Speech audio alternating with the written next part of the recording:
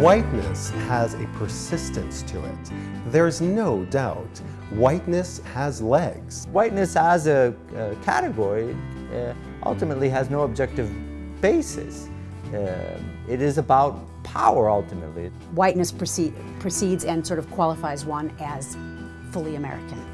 Maybe whiteness did find its ideal mate in Anglo-Saxon Protestants. But when whiteness hooked up with Arabs and Slavs, the courtship turned rocky. Jamil, is it true that Arabs are considered Caucasian? Yes, I call it white without the benefits. Good thing you've got that Slavic blood to fall back on. Not exactly. Poles, Serbs, Russians.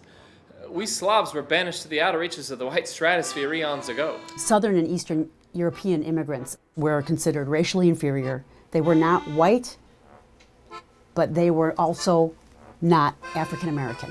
So they benefited from racial apartheid, but they also were not considered white. Arabs as a group drew a lot of scrutiny because U.S. American elites didn't know how to define Arabs, racially speaking. We've been struggling to be seen as white people because white people are winners.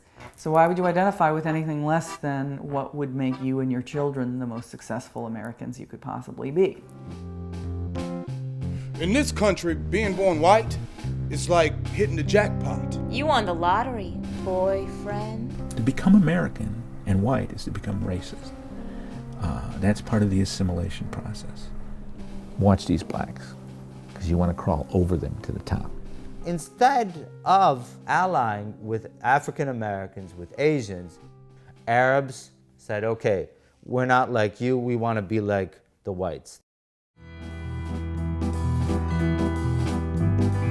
Ultimately, we're all not quite white. We're all failed whites because whiteness defines us in opposition to the very polycultural world in which we actually exist. Slowly but surely, we keep redefining the American Revolution to be inclusive and inclusive and inclusive. And I tell my students, you have to redefine it next.